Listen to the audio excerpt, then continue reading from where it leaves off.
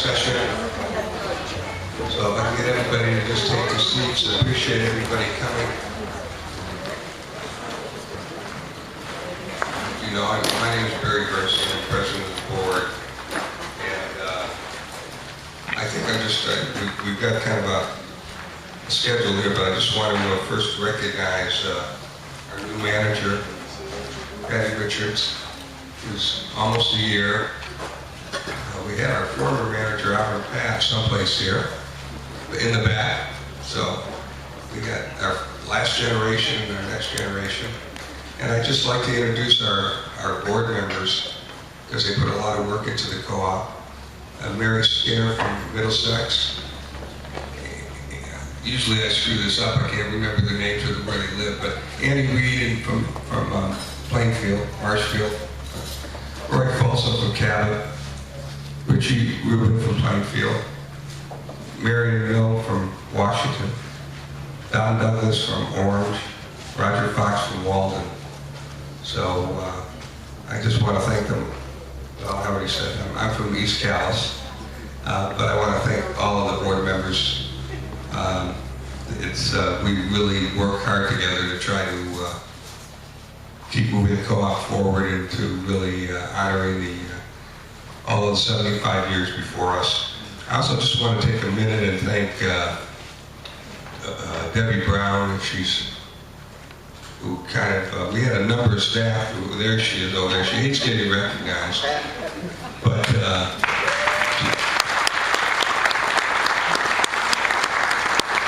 in case you can't see her, she's a good-looking young woman right over here in the red jacket. You know, sometimes I think we wonder whether we'd be able to pull anything off without her. And I'm sure we would.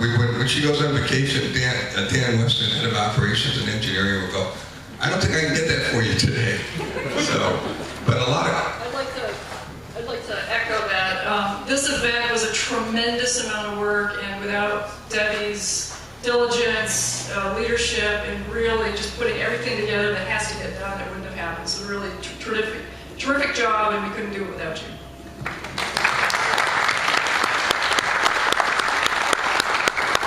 So it also involved a lot of work by all the employees. We had a lot of people who setting this all up was not easy. We were going to have a display here, but from my business partner who's developed an engine for bringing electricity to small villages in Africa, and where they don't have any electricity at all. And I had two guys show up from two employees with a truck. They knocked on my door because he wasn't at the shop down the road, and I come out and hair standing straight up. I looked like a truck had just run over me, and I had just got off the couch with this beginning of this cold. So I'm sure the rumor went quite readily back to everybody. Well, you should have seen Barry that yesterday. So anyway, one of the things that happened as we were preparing for the 75th was we started to take a look at the history of the co-op and started going to the archives and take a look at who the founding trustees were. We're now called directors, but it was trustees for a long time. And also who the incorporators were.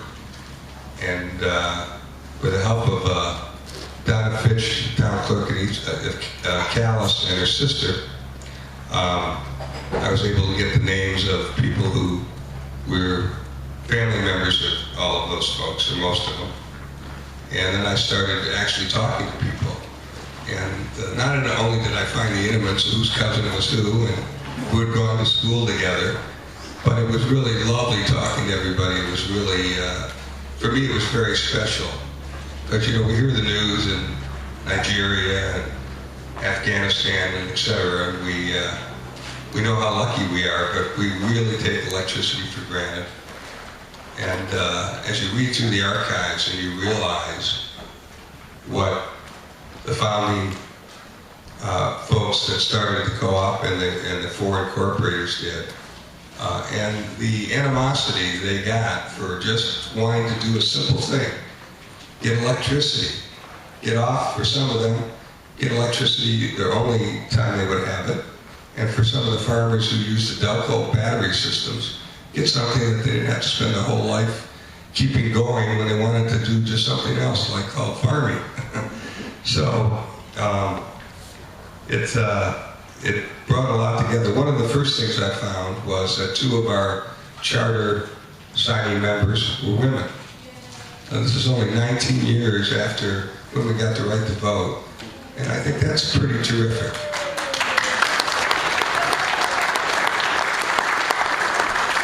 So what we've done is we've asked folks whose family members were on the original board and founders to come here. We want to honor their families. And so what I'd like to do first is I'll go through this, and I'd like folks who are here for their family members to please stand up if you can when your name's read, when the name of your family member. The incorporators were E. Harmon Kelly. Is Barbara here?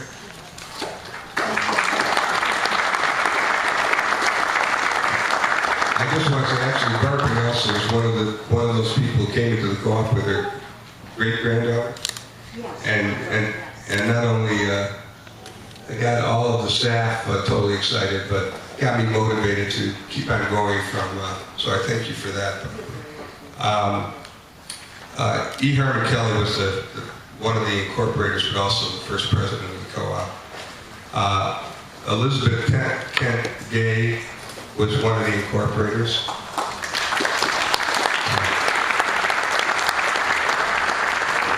Olivia Gay and her sister Janet Ansel. Janet's our representative at the House. She's in the House right now. She's in the House, yeah. They wouldn't let her out of the House. They may not get out till tonight, from what I understand. James Curry was one of the signers, and his family lives in. His granddaughter was unable to attend, so we'll send them the award. And the last person was Esther Lackey, and her family wasn't able to attend, but I was able to talk to her son, who I understand went to school with George Morris from Calais, and so I started to get a little bit of the, how many kids were in the Calais Maple Corners school, total of 23, and who was in the classes together, and it was really great.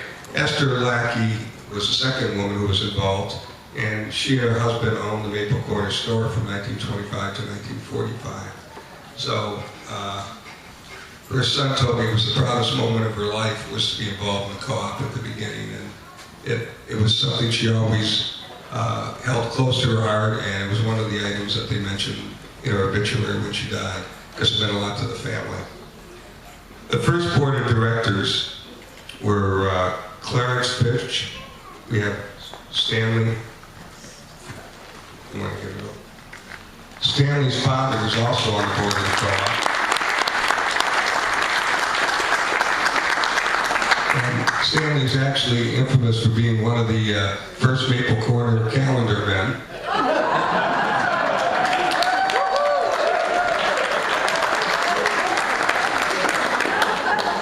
So it was actually a very good pose in the calendar stand. John Graham was on the board, and his granddaughter Gail Graham is here.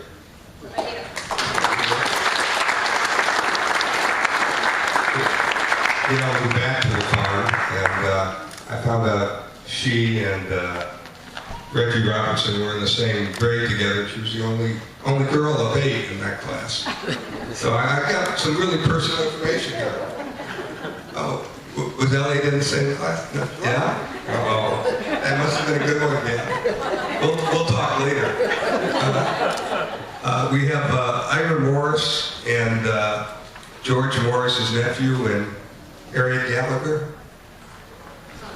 Okay, George Morris is his son and Harriet is his daughter. Oh, daughter, okay.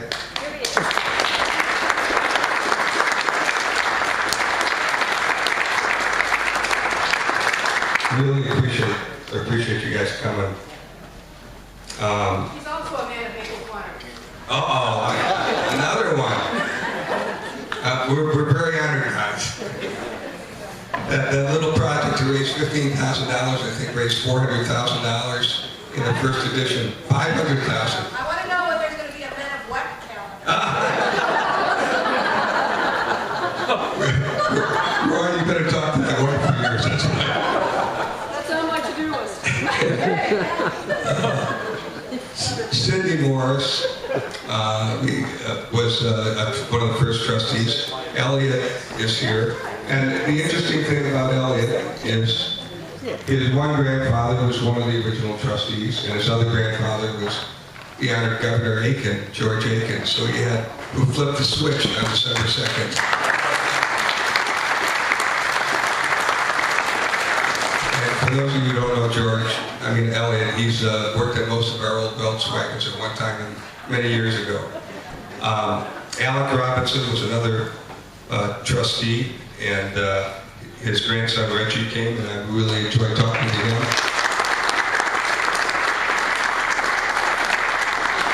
Started to find out who were cousins of cousins and who was in school together. Roy Sibley. Well, we got two things. We got. Roy Sibley wasn't able to. His relative wasn't able to make it.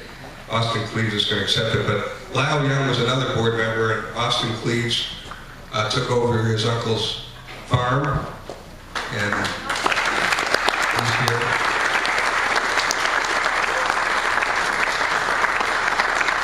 It's one of our largest, was one of our largest customers. They went net metering, but it's a Hall farm, and Austin told me when he first met me many years ago, he knew I was crazy, so he didn't have to take too long to figure it out. Somebody said, go talk to Austin, he's a good guy. He wanted to know who that was. So I just want to give a hand of applause for all of you and your relatives, and for all of you coming today, because it's really, we couldn't have got here without all of your fathers and grandfathers and uncles' help. So thank you very much. Mothers, excuse me. Thank you, and two mothers. And really appreciate it. Olivia, you said you just wanted to.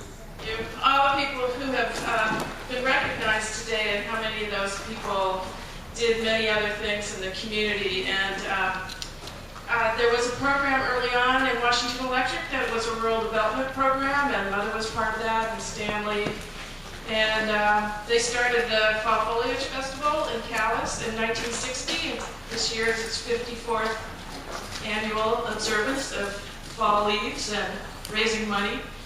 And my mother really believed in community and continuity, and certainly Washington Electric shows that today, and all of you being here. So thank you.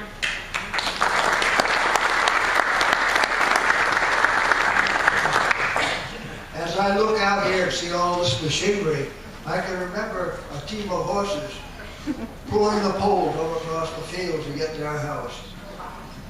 It's amazing what they did with those team of horses. What year was it, Stanley? What year was it? Let's see, I was 15. You figure it out.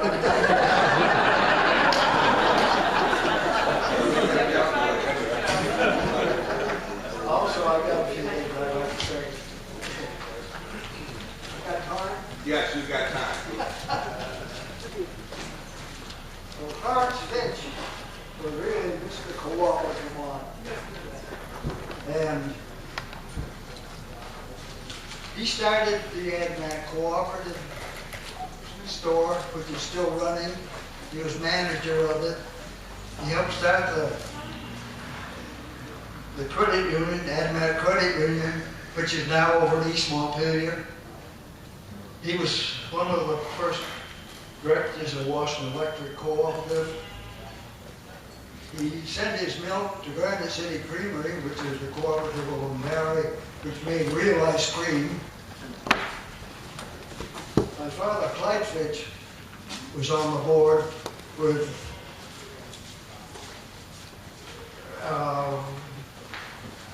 St. Leandus.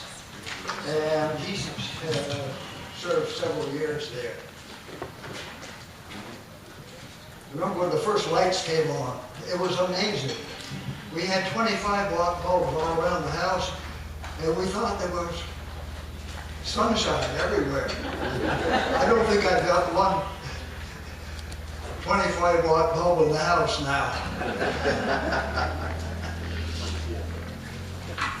I first went into debt because of Washington Electric. I was in high school, and I waited for a ride. We're down at Nelson's radio shop. And oh, they had a radio, and I had to have it.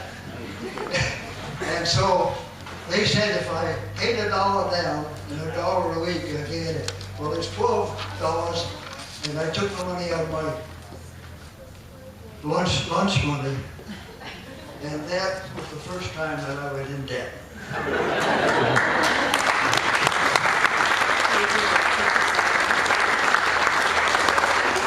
Thanks, Dan. Do any of the other folks want to? Yeah, I think you could hear me anyway. But when I saw the list of the early subscribers to Washington Electric, you know, it almost brought tears to my eyes, because I can recognize pretty much every single name on that big, long list. All the people that it meant the world to them to get electric power. It was known as the REA then. I don't think it was known to anyone up on the hills as Washington Electric. But you people have done a wonderful job, and we all appreciate it. I'll bring back the mic.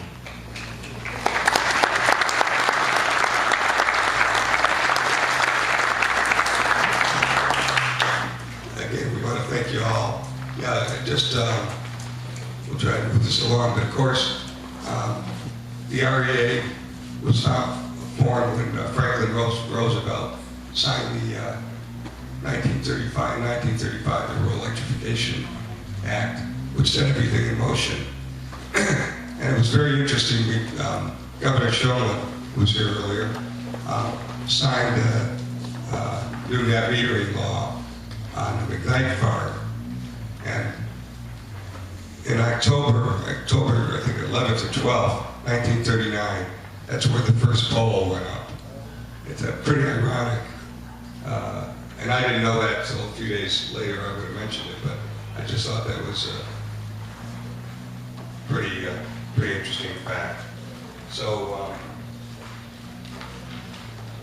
I'm just going to take a minute and I'm going to turn it over to Patty, but we have a number of former directors here who serve on the board, and I really want to use this as a time to acknowledge all of them, but I would like all of the former directors who are here today to please just stand up and be recognized.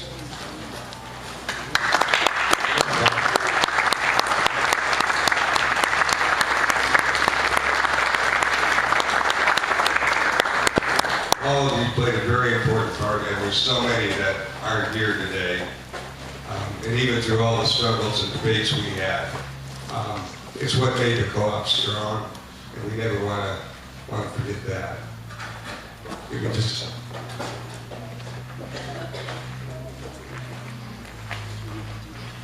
I'm going to turn the mic over to Patty now.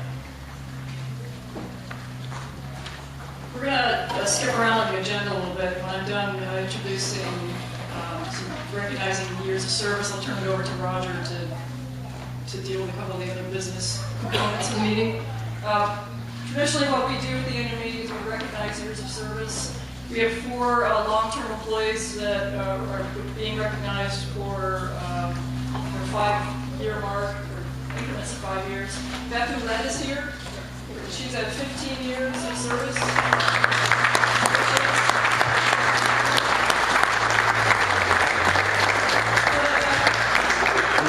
Becky's in our member services area. She's a fantastic employee, helping helping members through payment process, dealing with some stick points, getting people on budgets. Thank you very much for all you do. You're a good sport. Congratulations on 15 years.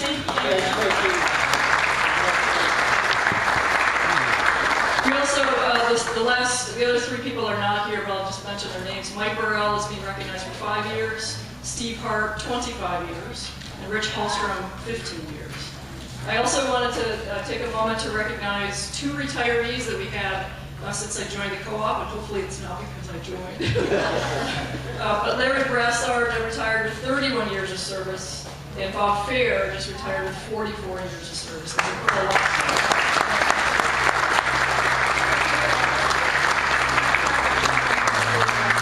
And the reality is the employees are who get the job done in terms of stringing the wires, getting electricity to you, answering your calls. They are the folks that get it done day to day, every day in and out. And I just want to take an opportunity to recognize all the employees. So anybody that's here inside the tent, please stand if you're a former or a current employee, and stay standing. So everybody stand, who's an employee, 3 in the back, I see you.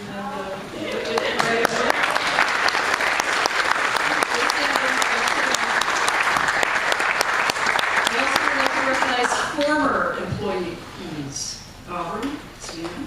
Very good. Excellent. Keep standing.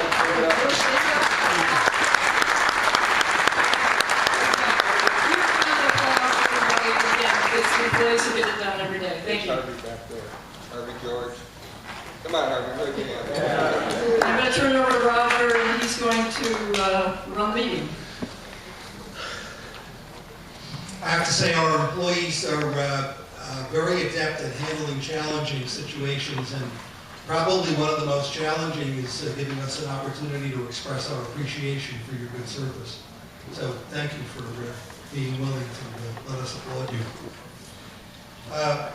The first order of business is the certification of the quorum, and I'll call on Joe Kelly. You need a microphone, Joe? Good morning. I, Joe Kelly, as a member of the 2014 ballot committee, hereby certify that 868 ballots were received by mail and 8 have voted in person at this annual meeting for a total number of 876 members voting in the 75th annual membership meeting. This number constitutes a quorum for the purposes of transacting business at this meeting in accordance with the Cooperative's bylaws. Thank you. We want to extend our appreciation to the co-chairs of the ballot committee and all of the members who served on the ballot committee for their good service.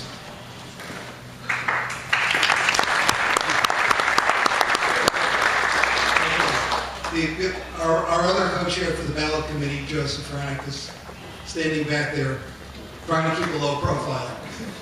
Not going to work, though. Thanks for your good work.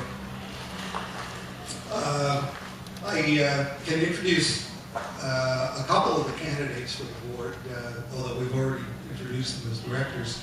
Don Douglas of Orange and Marion Mill of Washington. And our other 2 candidates this year, Stephen Knowlton and David Magida, had other family engagements today and were not able to be here.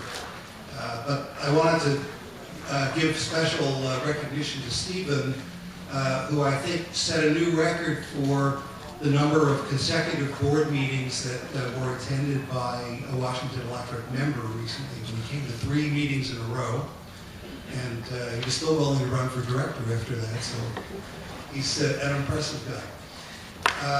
Okay, now Marion, do you have some official information for us, the proof of mailing of the official notice of the meeting?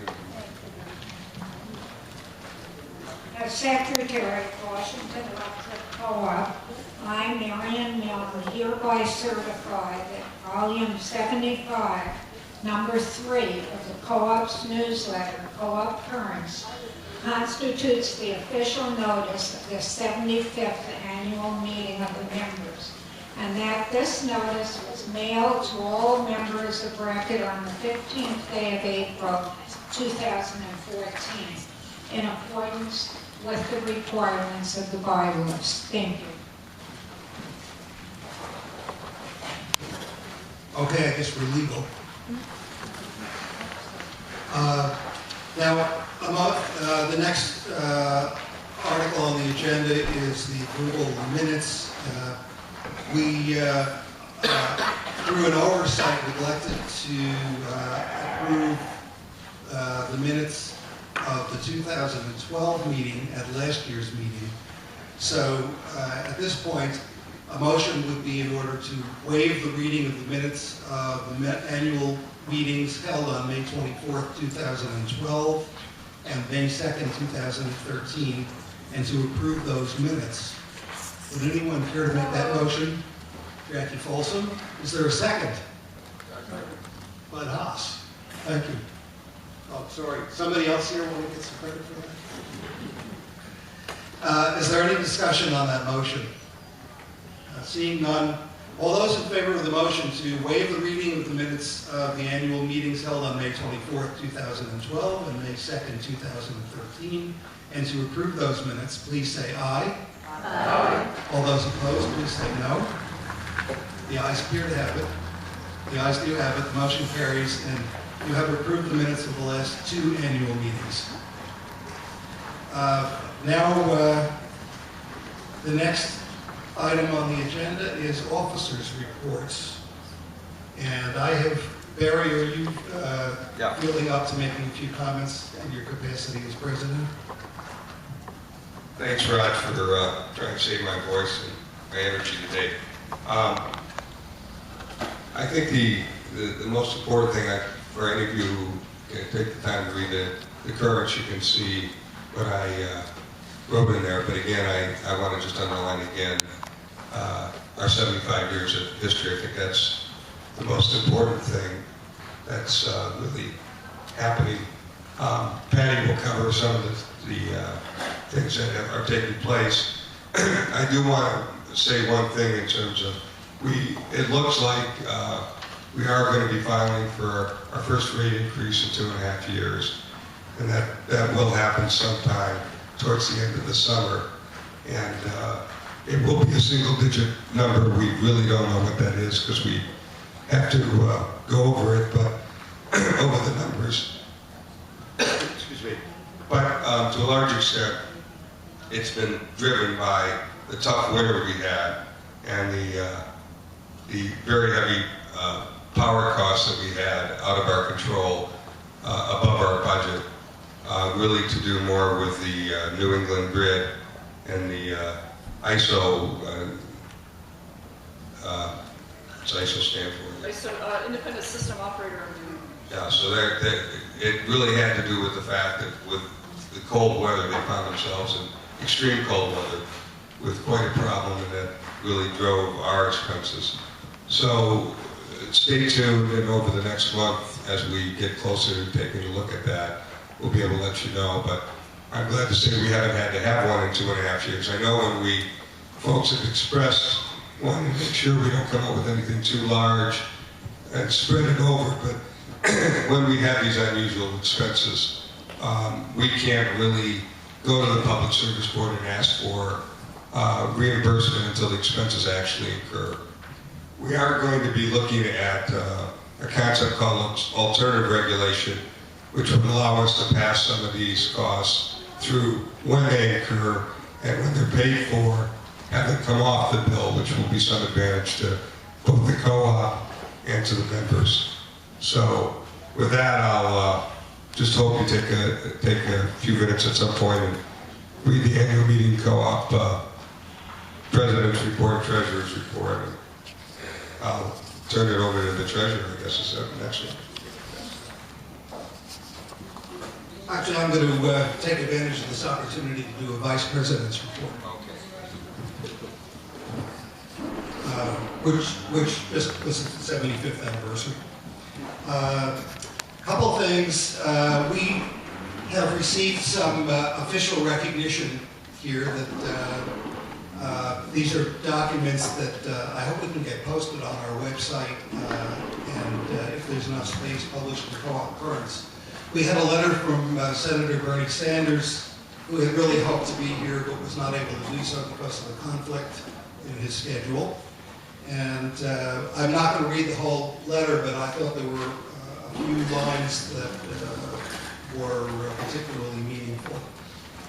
I want to congratulate you on your long tradition of serving rural Vermont with a commitment to your member owners, the community, and the environment. When Governor George Aiken flipped the switch of Washington Electric's first power plant in 1939, he applauded the co-op's courage and foresight. As a pioneer of rural electrification through your partnership with the Federal Rural Electrification Administration, and now as a leader in renewable energy, Washington Electric has indeed shown great courage and foresight throughout its 75-year history. You should be proud of those efforts. Washington Electric Cooperative stands as a leader in the energy community, and I join with your members, family, and friends in congratulating you on 75 years of exemplary service. You are a true example of Vermont ingenuity, and I look forward to your continued success. Signed, Bernie Sanders, U.S. Senator.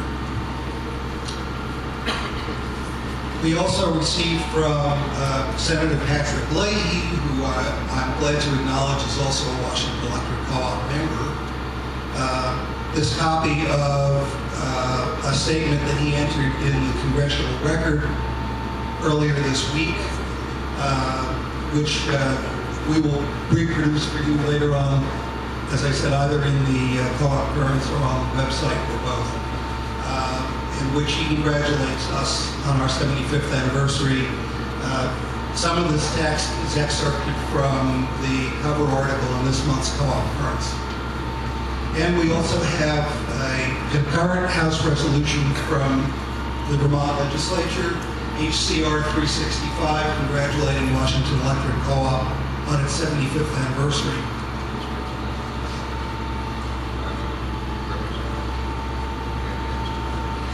Oh yes, and also this was offered by Representatives Ansel of Callis and Klein of East Montpelier in the House, and Senators Doyle, Cummings, and Polina in the Senate.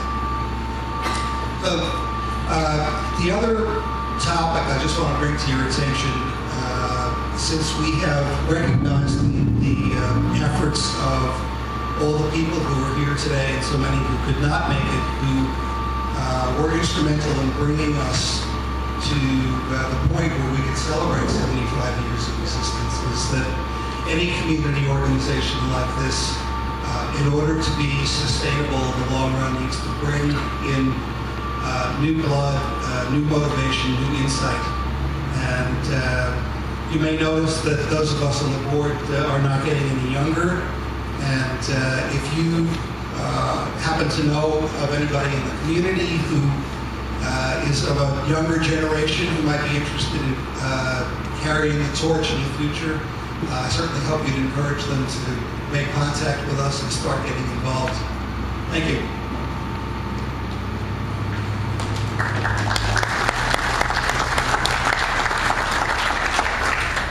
I'm Don Douglas, and I'm the treasurer of the board.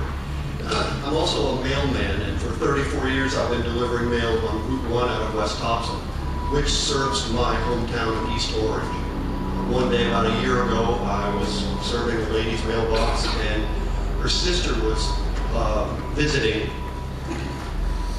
She'd retired from her job in Massachusetts and come home, as it were. And she said to me, "Who are you?"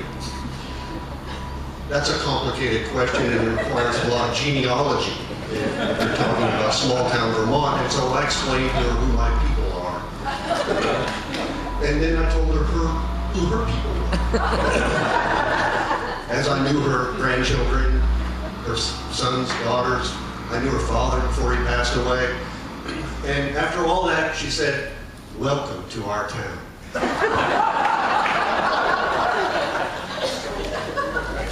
She was smiling when she said it. Well, Barry talked a little bit about the tough winter and the effect on our finances. One other dramatic thing that's happening to us right now is our revenue is flat. We used to have new members to prop things up, but maybe the message about energy conservation, everybody switched out their light bulbs, their old refrigerator died and they bought a new refrigerator, which is by law more energy efficient. And of course, we also have a number of members who are going with net metering. And that also has an effect on our revenue. So our revenue is flat now. And we need to adapt to this new situation and figure out how to survive as a business with that happening. I also wanted to talk about capital credits. Last year, we returned $274,949 to both former members, up to 1982 we retired, and also current members. We're one of the few co-ops in the country that do a mixture of retiring credits to both new members, those of us here who are still on the line, and also people that were on the line historically, even whether you still are on the line or you're moved to Ohio or retired to Florida, you still get that money. And we've been retiring credits now for more than 13 years, and we have to date retired $4,213,420. So that's member money, and it's being returned.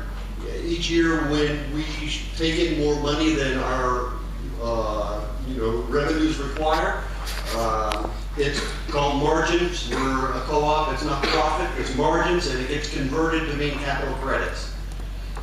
About 10% of you are donating your capital credits back to the co-op, and we thank you. That goes to our community fund, and the community fund distributes money to organizations throughout our service territory, and they need our money, and they're very happy to receive it. I want to thank the accounting department and for all their hard work this past year. We had a clean audit, and copies of our audit are available at the office.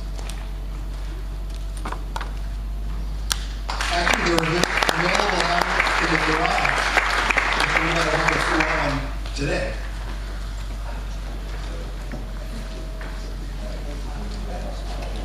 Yeah, we're going to have Patty give her manager's report. Is she there? So Barry's kneeling and telling me I have 5 minutes or less. I have 6 pages of material to go over, so I'll make this quick. I've been at the co-op less than a year, coming close to a year, but I just want to report my enthusiasm is still incredibly high. It's been a great 9 months so far, and I expect it to be another great. It's going to be there for 16 years, so you do that math. I want to retire after 16 years, but we'll see. You guys want to keep me around longer. But it's been very exciting to be here. The members are terrific. The employees are fantastic. The board is fantastic, and you guys keep me very busy, keep me out of trouble, which is a great thing. Just to highlight a few things that we're doing differently. We're trying to keep everything moving, obviously in a productive and straight ahead way, but we've extended our office hours. We used to close at 4. Our doors at the office just down the road are now open until 5 o'clock. You can also reach us until 5:30 at the office. One of the things that we heard loud and clear at our community meetings in Barrie and Walden is our ability to handle calls during high volume calls during outages was poor. So we have actually just contracted, we've been working for several months to do this, we've contracted with an outside entity that specializes, it does utility work and call overflow. So we are going to fix that and remedy that whole situation. So when you have an outage, you're going to be able to reach us. It's a really big deal. Our annual meeting, we messed up the annual meeting a little bit to make this different. We heard in a brief survey that you wanted less talking heads, less of this, and more hands-on stuff. So that's part of the reason for all the displays inside. That's part of the reason for you to see the equipment. There's a lot more going on at the co-op other than some of the things that we talk about at the board level and at these meetings. The crew, the staff, we just really wanted you to appreciate everything that's going on. Some things that we're going to continue to do that we've always done. We're promoting energy efficiency, we're promoting renewable power, we're promoting cost containment, fairness and equity to all members. And I just wanted to, my first 9 months, Washington Electric Co-op is a little utility. relative to the Vermont scale and certainly relative to the national scale. But this co-op packs a huge punch. Politically, we get recognized, and this is just a fantastic organization to be involved, and I'm proud to be here. Some of the things that we're working on currently, we have to do an integrated resource plan every 3 years. That is a big fat report that talks about, what are we going to do for power supply, what are our strategic plans in terms of the organizational structure and how we're run. It's posted on our website. We're going to have a public hearing on June 18th at the old brick church, which is right next door to our office, so if anybody's interested in coming, please come to that. It's at 7 o'clock. As Barry mentioned, it does look like we're going to have a single-digit rate increase. That was driven by some power costs that we didn't expect to see this winter. And it's, you might ask, like, hey, I thought we were completely covered with some of these resources that we have. And on an energy basis, we are covered, but we actually see extra charges from this entity called ISO New England. During this winter, they had some serious reliability issues. So WEC and many other utilities got hit hard by some of these costs, and that's the primary driver for this rate increase. Service quality and reliability plan. You may have heard Autumn talk about this in past years. We have to report on some metrics and how we did. That is actually in the April Currents edition, so if you want to read through all the metrics. We did miss one in terms of outage. It's an outage incident metric, and it's a frequency of outages per member. That's not one we have a lot of control over because we don't control the weather, but thank goodness today cleared up so we can have a non-rainy day here. The community fund. I just want to really put a plug in for the community fund. Fantastic. It's a fantastic thing that we do. It's giving to nonprofits, small-scale, community-based organizations that give back to the community. So we don't give to the American Red Cross because they have their own funding. So this is really small-scale stuff that touches, people that probably your neighbors, maybe even your family members. So really want to put a plug in for that community fund. It does a fantastic job in keeping some of these organizations flowing. One other thing that I wanted to mention is we are actually, now we can claim officially we are 100% renewable. You might have heard in the past that, well, we're renewable, but we sell some of the attributes. You can't really talk about it as renewable. It gets very confusing. We've actually purchased back some fairly inexpensive, what they call renewable energy credits. So we can now officially say we are 100% renewable.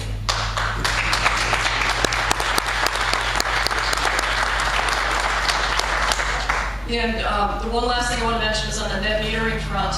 New legislation was passed, went into effect April 1, 2014. Part of that legislation is because we are as renewable as we are, and we've reached so much a high level of penetration already for net metering, we are allowed to put forward our own program. We are going to be filing a new program in about 2 weeks.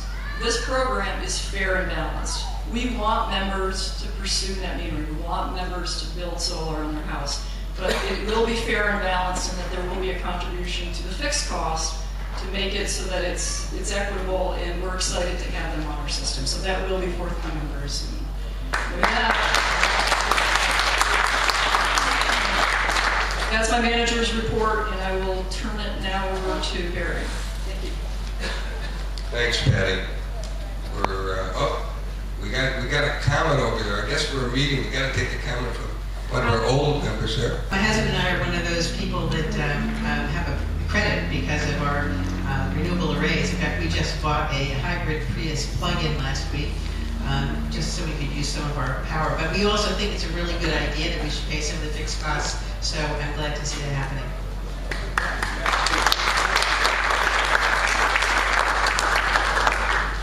Thanks. So we've got the results of the election. So I just want to read those. Just before that, Stanley, 1939, I did the math. That's when he became a member. It took me a few minutes to hand calculate it here, but we have the election results from the balloting committee. I'll read them in. Don Douglas, 694. Dave Magida, 665, Marion Milne 536, Steve Knowlton 516. We had 3 write-ins, 94 blank ballots, and I think with the blank ballots, were they all different things, guys, or what were usually the reason for blank ballots? Somebody just didn't vote for all 3. Did we have any spoil? 0 spoil, so it's just okay. So thank you again for your work. The 3 directors were re-elected, and I'm sure we'll keep Steve Knowlton involved. As Roger said, it's been great that he's taken an interest. He has been a co-op member for a number of years, back and forth, moving into the state and back out again. What do we have next on the, Willie, any unfinished business? Any new business? I guess this is where, yeah, Jackie.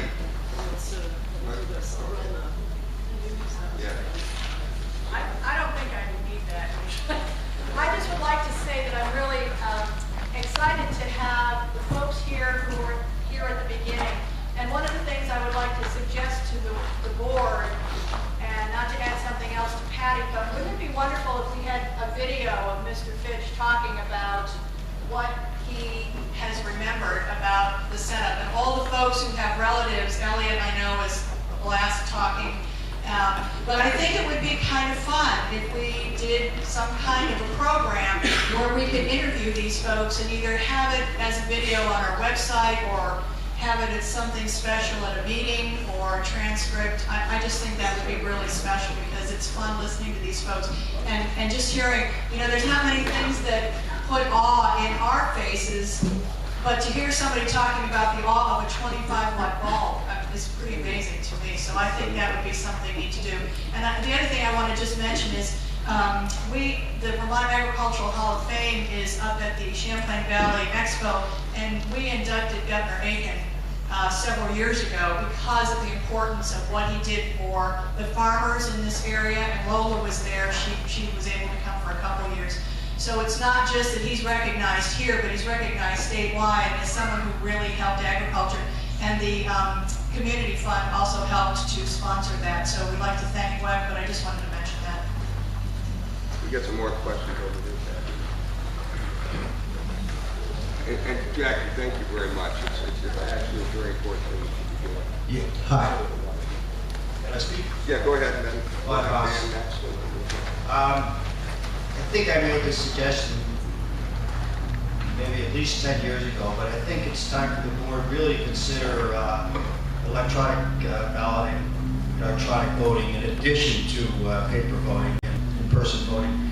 The Hanover Co-op has, I think, 25,000 members, and they do it. There are national software that are available, and really, we only have 860 people out of 10,000 vote, and that's not great, especially the contested ballot.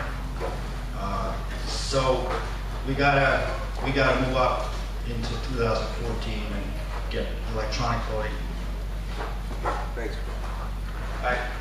Dan? I wanted to talk about the net metering proposal, and I'm concerned that the process of creating the new program has not been as open as perhaps it could have been. I'm not saying it was mysterious and secret, but I don't know. I'm interested in it. I have wanted to net meter for many years, and I've held off specifically because I thought it was to the economic disadvantage of the co-op under the old regime. But I'm disturbed that I don't know anything about the new regime, and I don't know, for instance, whether there will be RECs associated with this new power that's created. I think it needs to be very open so the people who are subscribing understand the consequences of that. I don't know whether the group aspect of net metering is going to be preserved or whether there's something in the docket or whatever you call it related to that. And I also understand that some people who use a lot of electricity may be required to get an energy audit, with Efficiency Vermont in order to join the program. While I believe in energy audits, and certainly I've had a blower door at my house, I don't use a lot of electricity. I think it's a bad precedent for us to mix apples and oranges, to require an energy audit for people to make what otherwise is a good move, because it may serve as a disincentive. And so I hope that will be unlinked. Now, on a totally other subject, I don't think there's a great deal to worry about the passage of the composting bill, but I wonder whether, looking ahead a long time, whether we're going to negotiate with Casella about creating a composting operation that could be a biodigester. Has that ever been something that's discussed in the future? Thank you, Dan. Two different. No, we'll give you two questions. How do you want to deal with that? So on net metering, our structure of the new plan we're going to roll out is there will be so right now regular residential rates, or any member actually pays a fixed fee, customer service, member service fee of $11.79. That will continue whether you net meter or not. So it covers some portion of fixed costs. We will also have calling a grid service fee, because I couldn't come up with a fancier name. The grid service fee represents a small portion to cover some residual fixed costs that aren't collected through the customer charge. And I've actually run through the math on about a $100 bill. So before net metering, your bill is about $100. You would pay somewhere between $20 and $25 between fixed customer service charge and grid service fee. So not out of this world. I actually talked to 3 or 4 folks who are installing solar. They thought it was a good program. So not everybody will be happy with that, but that's the structure of what we're going to roll out. In terms of the energy efficiency and audit component, we believe that if somebody is going to be building generation, whether it's a utility or a customer, anybody, they should be doing that as efficiently, should be constructing that energy with energy efficiency in mind, in the sense of understanding what your energy consumption is so that you can size it to an efficient operation. We will have, for anybody who's had an audit in the past 10 years, who has a 5-star energy rating or something equivalent, they'll get a pass. So we're not going to force this onto every house. But we really do feel that those systems, those folks that do want to go and build generation, should be thinking about energy efficiency as well. And for the high users, so we're not going to apply this to everybody, just for high user consumers, that they should be considering the efficient use of the electrons while they're looking at building and siting. Maybe they can instead of a 10 kW solar panel, maybe they need 7. Maybe they could go a little less and save some money on the solar. So it's high use consumers, and there will be outs if you've already had one in the last decade. The RECs was the other part of the question, yeah. and also about whether there's going to be a talk about a digest. So on the renewable energy credits, because we are crediting at a premium, the premium that we're going to pay is 20 cents for 15 kW and under, and 19 cents for over 15 kW. So that's a premium. It's well above market. Because we're paying a premium, Washington Electric Co-op is going to keep those RECs. And part of the way to keep that grid service fee down is we'll retain them or potentially sell them in the market. Will there be an option for people who do not want the RECs sold out of state? As part of the program, to keep it straightforward and simple and administratively, we're going to require participation to have the RECs flow to Washington Electric Co-op. Well, respectively, I disagree with both of those decisions. The idea that we would be giving up the RECs, that I don't mind the co-op having them, but I don't want the co-op to sell them to someone else, A. And linking apples and oranges together remains an issue for me in terms of the audits. I think audits are a great thing, but it just doesn't apply. Dan, we appreciate it. One point just on the us retaining the RECs and selling them. It's going to be a limited time that those RECs have value. We talked about having members have the option of keeping them and then paying us the 6-cent value. But we didn't want to get this thing too complicated. This is a pilot project. We didn't know exactly what the final of this was going to be until the legislation was actually signed. So it's been a work in progress. And we're trying to keep this as simple.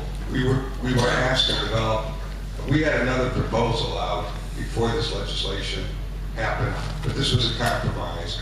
And we tried to make this something that, as a pilot project, would give everybody more information. Because within the next 2.5 years, Public Service Board is obligated to come up with a program for all utilities or individually. So, and I understand the energy audit aspect. We have heard different views on that. And at some point, we had to make a decision on what we wanted to do on it. Group net metering, is that? Group net metering is included. It is included. Okay.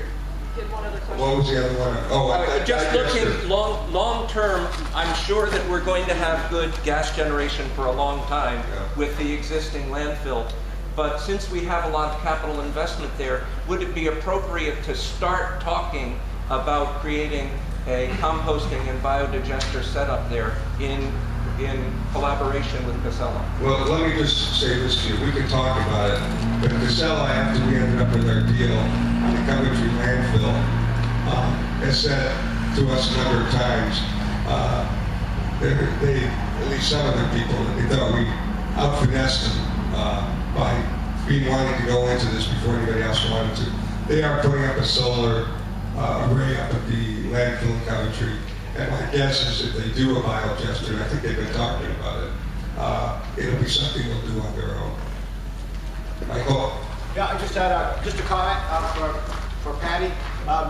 Close to doing some line clearing out in our way in East Montpelier. They're doing a terrific job. It looks fantastic. The way the lines are cleared and what they're doing with the limbs, and it's just an excellent job. Thank you very much. I'm glad that Dan Wesson is right here so he can hear that. Mary, turn around. Hold on. Yeah, one quick thing, just to jump in on the renewable energy program. I just wanted to clarify that the new program, the new net metering program, is only going to apply for new installations. If you've already had one, you stay under that program. So you're not going to. So if you've already got a solar installed, there's no change. It's just for people going forward.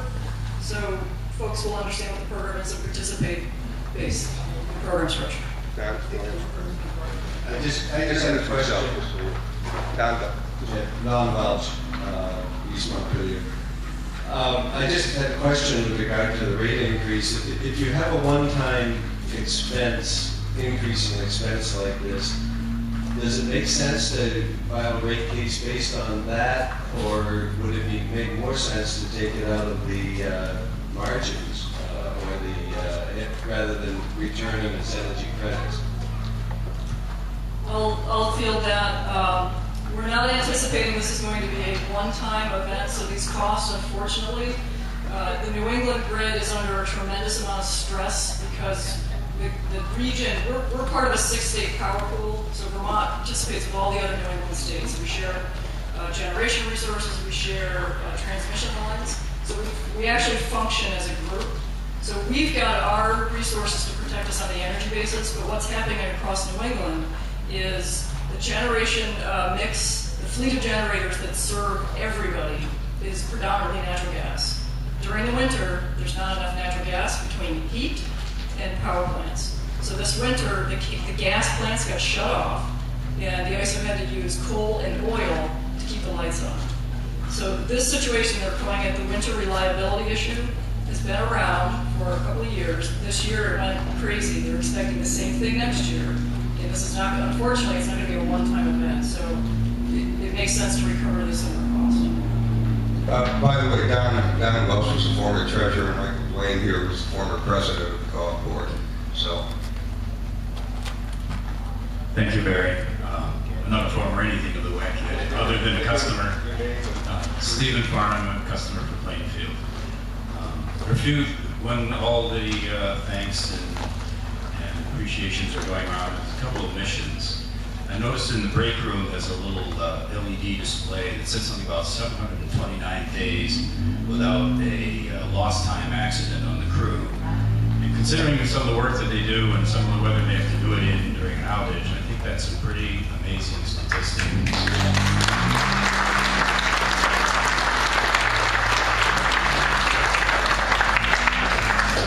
And another thing I wanted to comment on, I guess somewhere along the way, Auburn was given a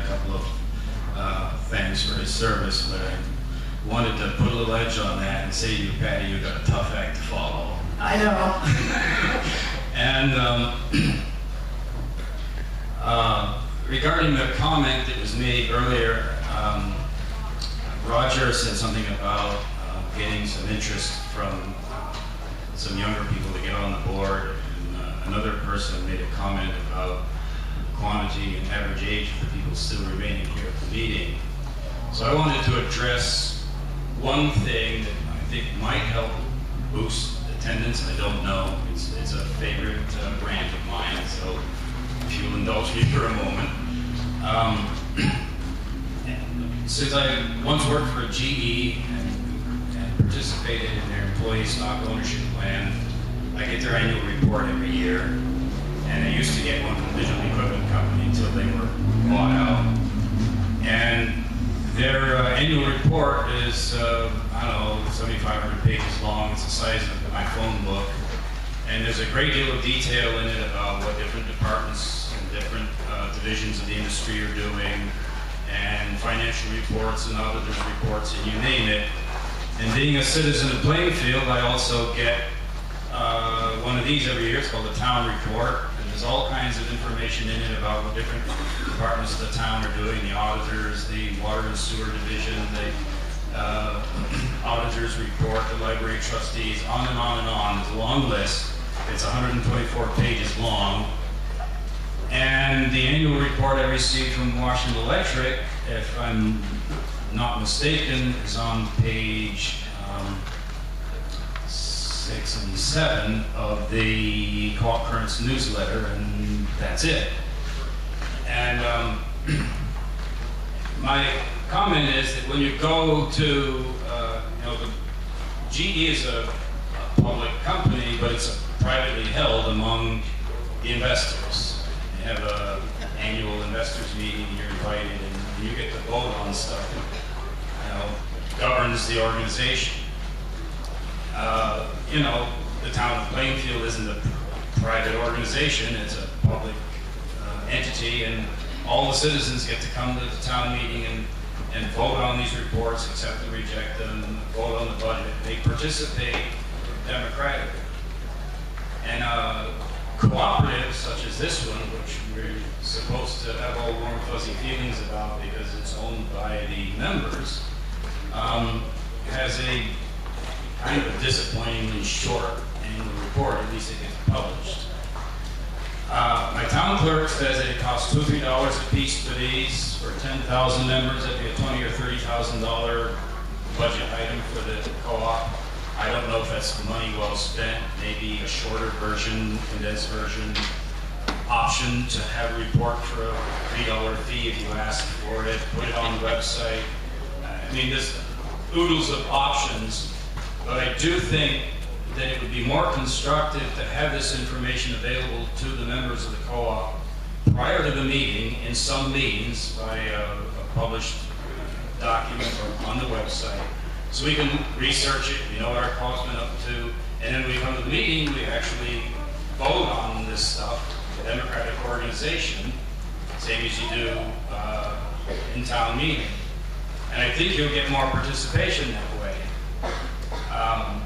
Not that I have any problem with what happened this morning. It was all informative and interesting and entertaining, but it doesn't pertain to the governance of the co-op. And I think that's a significant purpose for having an annual meeting is keep in touch with the people who are running the co-op, with whom I have no bones to pick. I think you're doing a great job.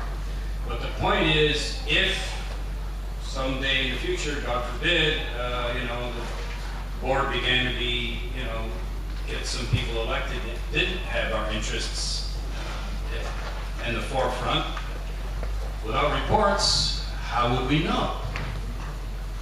And so I would encourage you to get this information out to the members any way that you can, cost effectively, before the meetings, so when we hear someone stand up and give a report in the meeting, it isn't news to us, we already know it. And then involve the membership democratically, and I think the turnout will improve. Thank you for listening to my rant. Thank you. Do we have anybody else who would like to get heard?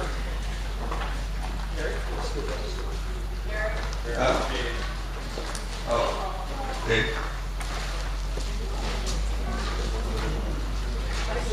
I'm Dave Hall, CEO of Vermont Electric Cooperative, and on behalf of the employees and our board of directors, I want to congratulate all of you on your 75th anniversary. And I will say that, you know, with the great growth in corporations, I think it's important that we continue to work well together. We have worked well together in the past, and I certainly Dan and I talk a lot. But I think, you know, public power is under stress, and we're happy to see that Cooperative is alive and well, and we'll keep being transparent and representing people. And congratulations also on your leadership in the renewable area. Thanks so much, Dave. I wouldn't mind taking a few minutes to address some of the concerns that you've brought up. Certainly the age demographic. I'm hoping that this meeting that we've turned the age demographic with a couple of young lads over here being probably about, I don't know, 7. Part of the reason of doing what we did today was to address that issue. We went, instead of the weekday, we went to a weekend to see if we could get some younger folks here. We did get some new faces. We looked at the list compared to other years. We do have several new members attending. We have, bringing the kids out also helps to brighten that issue. In terms of our financial information, we complete a financial audit every year, and I think some of the things you brought up, like the GE annual report, we do have that information. While we don't mail it to all the customers, the financial report is an audited document, gives lots of information about what's going on, posted on our website and available, but we can do a better job communicating that, its availability. Some other things that we do, maybe not on an annual basis, but this integrated resource plan. It's a text of 100 pages, another set of appendices, some technical, probably another 100 pages. If you want to know what we're up to on a strategic basis, we really want you to read that integrated resource plan, and we can talk afterwards and share some information on that. In terms of voting on issues, we don't vote on a budget, so we can't bring a budget to you for an annual meeting to vote. So we've got some differences between what we do in terms of an organization and how we conduct business versus a town meeting. But absolutely that information flow we can improve on. Will Linder is our editor of Currents, and we can work on some messaging on that in Currents to try to get people to know where to get information, how to pursue it. We'll talk about maybe printing some material and sending that out before annual meeting so it's easier to assess, but definitely got your feedback and we'll address that. Just also, I think it's important to understand that we are regulated not only by the Public Service Board, but also when we talk about margins, that's what we have to keep in order to meet both RUS, which is Rural Utility Service, formerly REA. That's what we have to. We have certain requirements we have to meet in terms of our mortgage requirements. And our second big lender is Cooperative Finance Corporation, CFC, and we have the same requirements with them. So it's not a matter of going up for a vote of whether you meet those or not.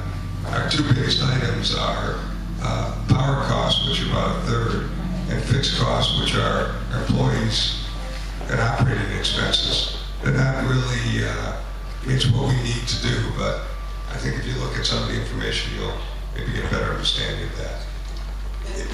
And the one thing I failed to mention again was the safety number that you saw in our ready room.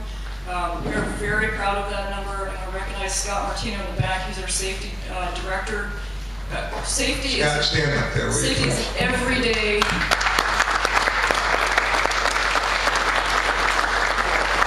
Every day, every job, every situation, we think about safety. Safety is not an accident here at the co-op. Maybe that's why we kind of overlook not touting that, but it's a huge statistic. It says 729 days. For anybody who didn't bother with the math, it's almost 2 years, so yes. It's a significant amount of time.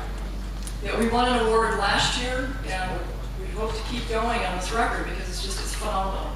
It's just a tremendous feat, and Scott definitely deserves a recognition, but all of our employees think safety. It's part of everything that we do, especially the line crew. They all want to come home at night with all their body parts intact. We really stress that. As Dave Holocaust can tell you, and it hurts that they had a serious accident at VEC. But when that happens, it just highlights for all of us how critical that is and how important it is to never take it for granted. I just want to take a minute because Dave, I didn't recognize you. And We had Tom Wells here before from VEC, who was the president. We had Josh Diamond, who's our general counsel. Josh. We have John Murphy, who's actually the guy who works in Coventry and all of the issues we have. He's with Stantec, and he comes up from Massachusetts, and we really appreciate that. And we have a member who happens to also be the vice president at Velco, Derek Johnson, who's here. And I said, it's great to see him in his jeans. We usually run into him. He's a local Barry boy originally, so it's it's always funny when you get to something like this and you see us out of our dress clothes, so to speak. It's great to remember we're all in this together. So, Patty, Roger, you're going to do the last item. I'll turn it over, but before I sign off, I just want to say Happy Mother's Day to everybody. Wish your moms Happy Mom's Day. Thank you so much for coming out today. Patty, one question? Since Barry gave me the opportunity and following up on David Hultquist, the lead, my wife Mary Ann and I are, I wouldn't say we're proud, we're grateful members of the co-op. And congratulations on 75 years. I think the leadership, Patty has been a godsend. I think Avram set a very high bar, I agree, but Patty's doing very well in her own right. And Patty was exactly right. Transmission costs are rising. The whole issue that we have kind of jurisdiction and responsibility for transmission, those costs are going up. And in terms of the co-op, in your, I guess I would say, having a voice at the table at Velco, not only does Patty have absolute access and very absolute access to us, but I think the co-op is, in addition, is well served because a current member and active in leadership, Court Richardson, actually serves on the Velco Board of Directors and brings that ethos with him. He's doing a great job. So I just want to say, we hear you, and if there's any questions at all or any information you need from the transmission folks that are part of the reason why your rates are going up, we'd be happy to have that conversation. Thank you. Thank you, Karen. Court, can you identify yourself so people know who to talk to? Do we have some door prizes too? Why do you think all these people are still